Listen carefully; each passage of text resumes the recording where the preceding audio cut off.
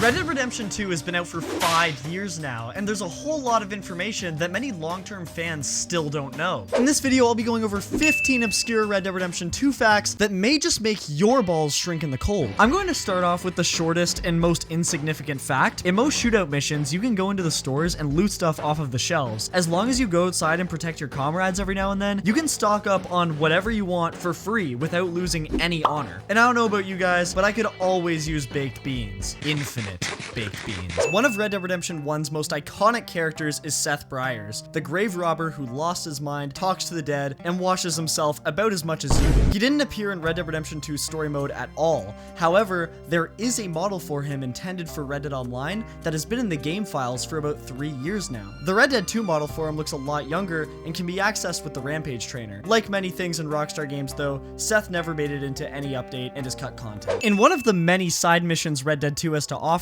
you can locate a famous gunslinger known as Black Belle. She's in Deepwater Marsh, north of Saint Denis, in a small cabin. If you go into her hut though, you can find John's hat on the wall. It doesn't really make sense why John's hat is in her house, seeing how at no point in the campaign Black Belle and John meet, but it is kind of silly that it's there. In Red Dead Redemption 2's third trailer, there's a shot of Arthur walking away from two graves. This scene isn't actually in the final game, but that moment in the trailer wasn't exactly meaningless either.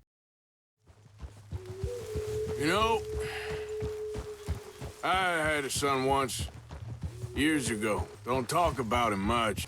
His mother, Eliza, was a waitress I met. I got there one day and saw two crosses outside. I knew right away.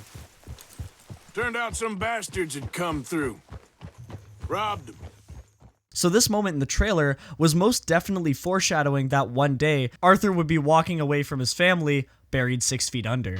Now that we're on the topic of trailers though, at the end of chapter 2, Arthur, John, Charles, and Sean go to rob a train. But in the second official trailer, we can see that the crew is Arthur, Charles, John, and Lenny. I imagine the writers knew that at this point in the game, Sean's runtime was almost up, so they probably put him in the mission so that he could have more time to shine before his unfortunate demise in chapter 3. Real f***ing funny. Calm down. You better sleep with your eyes open. Yeah, well, you're gonna sleep with your chest open if you ain't careful, boy. I love you, Arthur Morgan. I love you. Come on, take a shot. Come on, take your best shot, please, eh? Grow up. In 2016, the map to Red Dead Redemption sequel leaked online, and people believed it to be fake, but unexpectedly, the leak turned out to be 100% real. Something I find interesting about the map is how the color to the Heartlands changed from sandy green to a forest green in the final game. Even in the first trailer, we can see how the Heartlands used to look, and in my opinion, it appeared a whole lot more Wild West-like than what we got in the final build. But what do you guys think? Do you like the way that the Heartlands looks now? Because personally, I think I liked the way it looked in the trailer better. Let me know what you think in the comments below. It's no secret that Rockstar was big on crunch culture during Red Dead Redemption 2's development, but did you know that one of the most grueling challenges of making Red Dead 2 was putting cinematic black bars onto all the cutscenes last minute? After Red Dead Redemption 2 had already been delayed twice, many of the top directors decided it would be the right creative move to add black bars into the cutscenes, to make it look more like an old school western. The following is a quote from one of the developers upon hearing the sudden change. "You can't just slap black bars onto all the cinematics we've already shot. You'd have to reframe the camera so that cinematics flow in a particular way, and you're emphasizing what you weren't emphasizing initially with that shot." Because every scene had to be rearranged, Rockstar knew they couldn't delay the game for a third time, so a lot of workers were pressed into late nights and early mornings, making sure that the black bars worked perfectly. There is no point in Red Dead Redemption 2 where Arthur goes to New Austin, but for some reason, there's dialogue for Arthur in the game if you somehow cheat your way into the desert. So, what's this place then? Can you save me looking in my guidebook? You don't want to know about us, senor. Turn around while you can. There was definitely a point in development where developers considered a chapter or something happening in New Austin as Arthur, but the idea was probably abandoned early on, which would explain the few low-detail assets in Mexico. In the Red Dead Redemption universe, there's a character named Landon Ricketts, who's known to be a legendary gunslinger. He appeared in Red Dead Redemption 1, however, his actor, Ross Hagen, tragically passed away in 2011, so his character never appeared in Red Dead Redemption 2. But Rockstar paid tribute to his actor by naming 2 locations in Red Red Dead Redemption 2 after him, those being Mount Hagen and Hagen Orchard, outside of Saint Denis. A similar thing happened to another actor who passed, but unlike Mr. Hagen, it was during the development of the game. John O'Crea was the original actor for Uncle, but unfortunately, he passed away while he was still recording for the project. James McBride became his replacement, but Rockstar made sure O'Crea wasn't forgotten. They kept his memory strong by naming one of the most beautiful locations in the game, O'Crea's Run. Roger Clark, the actor for Arthur Morgan, was the voice of an arcade machine before playing the protagonist in Red Dead 2. But did you know that Roger Clark has also narrated over 100 audiobooks? If you liked Arthur, you might want to listen to Roger Clark read all 33 hours of the First World War just to fill in the void Red Dead 2 left you with. This next one is a little sad, yet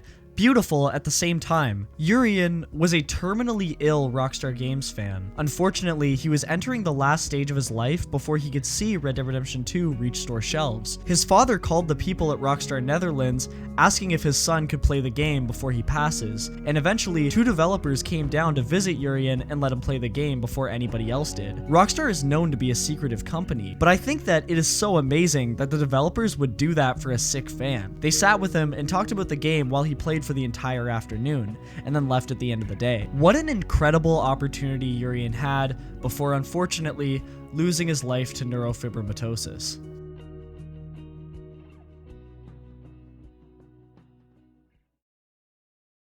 Red Dead Redemption 2's story was written by Dan Houser, Michael Unsworth, and Rupert Humphreys. Many know that Dan Houser, head of creativity, left the company in 2020 along with Michael Unsworth 3 years later. Grand Theft Auto 6 is coming out next year, and a lot of people don't know that the same writers for Red Dead 2 probably wrote GTA 6 as well. In Michael Unsworth's LinkedIn page, it says he worked on GTA 6, and with Rupert Humphreys still in the company, it's obvious that he's working on it as well, considering every studio is going ham on GTA 6 in the moment. Dan Houser was the co-founder for Rockstar, and if development for GTA 6 started in 2014, Dan Houser most definitely participated in the script for GTA 6. But even if not, it is official that 2 of the 3 Red Dead writers wrote GTA 6, so that in itself is a really positive discovery, considering how well received Red Dead's narrative is. Speaking of Grand Theft Auto 6, everybody knows that gameplay got leaked of that game, but did you know Red Dead also suffered a gameplay leak crisis before launch? This was the first video of many to come, and I remember loading up YouTube a few weeks before launch and seeing all kinds of gameplay clips in my feed that definitely weren't supposed to be there.